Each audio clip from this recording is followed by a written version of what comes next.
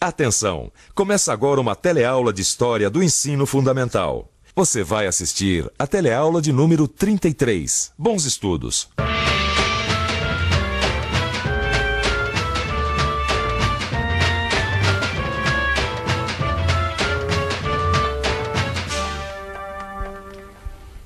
Bossa Nova, Cinema Novo, Nova Cap, Velha Cap, JK, Miss Universo, Chanchada, Brotinho.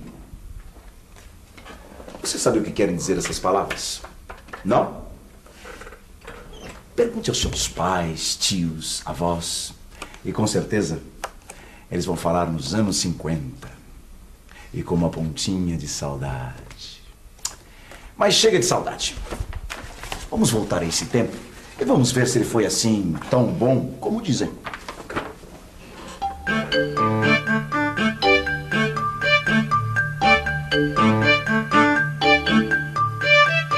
Estamos em 1956. Juscelino Kubitschek assumiu a presidência do Brasil, prometendo avançar 50 anos em 5. O Brasil ainda estava se recuperando da crise que o suicídio de Getúlio Vargas provocou. JK deu a volta por cima e o país viveu um clima de otimismo e esperança. Pois é, e na teleaula de hoje você vai ver como tudo isso aconteceu.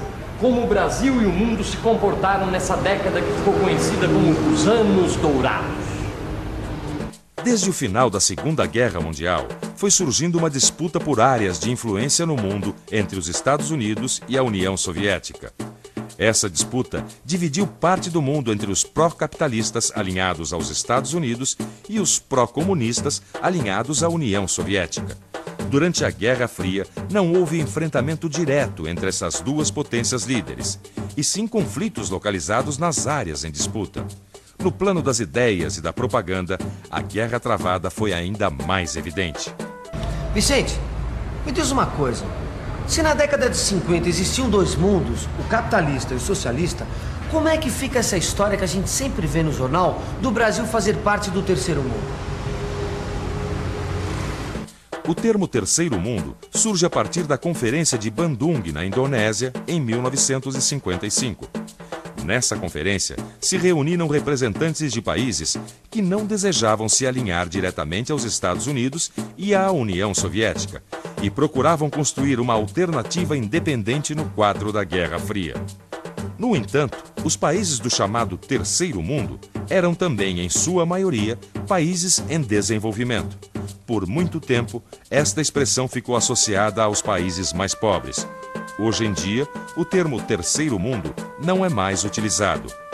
JK trouxe estabilidade política, crescimento econômico e muitos problemas. Se nós voltarmos um pouco, nós vamos ver que, apesar dos problemas, JK conseguiu passar otimismo e euforia para a população.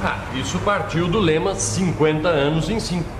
Vicente, Juscelino Kubitschek assumiu, tá certo? Foi. Agora, eu não sei o que ele vai conseguir fazer não, viu? Porque acho que o povo ainda está muito preocupado com o suicídio do Getúlio Vargas, hein? E além do mais, a UDN e uma parte dos militares fizeram de tudo para que ele não tomasse posse. Estão até dizendo por aí que ele foi apoiado por comunistas, que é getulista, entendeu? Mas eu boto fé no mineiro, viu, Gil? Ele sabe negociar. Pois vai ter que saber negociar muito bem, porque veja bem, olha, os empresários dizem que o Estado interfere demais na economia. Os operários fazem greve por causa da caristia. Os militares estão em crise. E além do mais, tem a UDN que faz aquela oposição ferrada. Como é que o Juscelino vai conseguir agradar todo mundo? Para contentar todo mundo, o JK aplicou sua política desenvolvimentista em várias frentes. Abriu o país para o capital externo, trazendo novos produtos para o mercado. Incentivou a criação de novas indústrias. Melhorou os serviços urbanos. As Forças Armadas receberam mais recursos financeiros e puderam melhorar seu arsenal de armamentos, transportes e comunicação.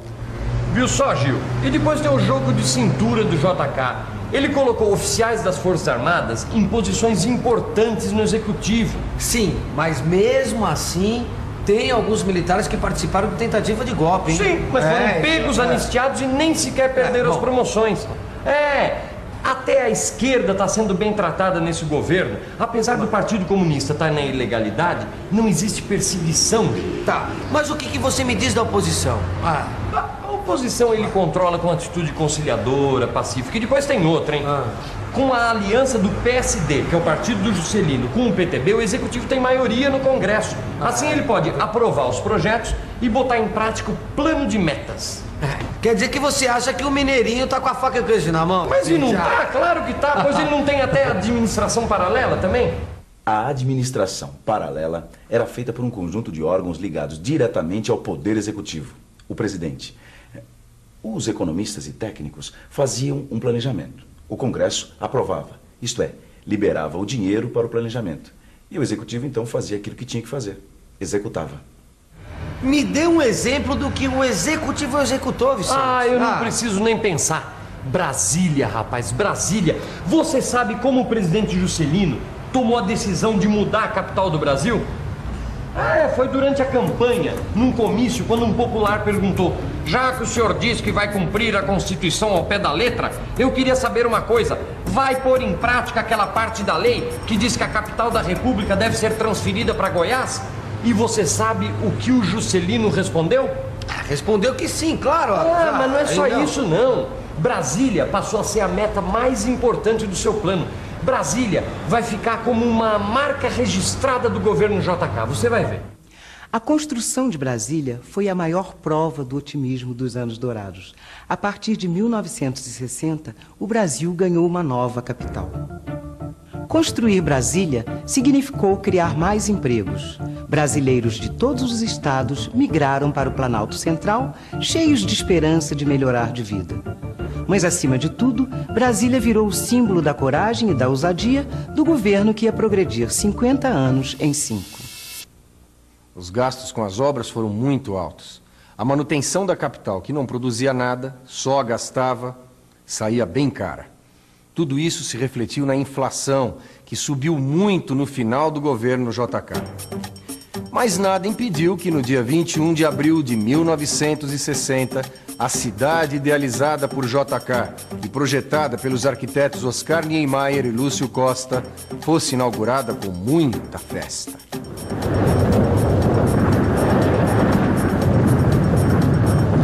Vicente, francamente, todos esses anos dourados só porque um presidente resolveu trocar de capital? Claro que não, né, Gil? Também tem a parte social, cultural. Para entender como foi isso, basta olhar para você, ó. A Sociedade dos Anos Dourados. Não, dá uma levantadinha. Eu faço questão. Dá uma levantada. Olha a roupa que você está usando, Gil. Isso veio direto do cinema americano. Se Brasília é o símbolo do governo JK, você é o símbolo do American Way of Life. American Way of Life? Que isso? Isso quer dizer jeito americano de viver, Gil. É isso que quer dizer. Os Estados Unidos mandam no mundo e exportam tudo, até o jeitão deles. Mas nem tudo aqui é igual. Divórcio, por exemplo, não tem. Como país de tradição católica, o Brasil só permite o desquite. Um casal pode se separar, mas não casar de novo. E gente desquitada não é assim muito bem vista pela sociedade, não. Sei não, viu, Vicente? Até que eu não sou tão americanizado assim. Vai, não? Que isso? Gil, basta olhar para essa mesa. Olha aqui, ó. Coca-Cola e o mais importante, ó, o automóvel. O automóvel antigamente era só um meio de transporte. Hoje em dia é símbolo de status. É como se o cidadão andasse com um cartaz: eu sou rico, eu sou moderno, olhem para mim. Todo mundo quer ter e exibir um carrão último tipo. Quer dizer que ninguém segura mais os playboys e os brotinhos dos anos dourados, né? Até certo ponto, Gil, até certo ponto. Por mais moderninha que a moça seja, liberdade tem limite, você sabe como é, né? E depois a gente não pode se esquecer, hein? Nós estamos no comecinho dos anos 60. Ainda não inventaram a pílula anticoncepcional. E em termos de comportamento, a maioria continua fazendo aquele gênero moça de família, casadoira, você sabe como é. Puxa vida, hein? O Brasil virou mesmo uma filial dos Estados Unidos, rapaz. Aí é que você se engana. Os anos dourados são também uma época de muito nacionalismo. Quer uma prova? Quero. Olha pra mim. A cultura dos anos dourados.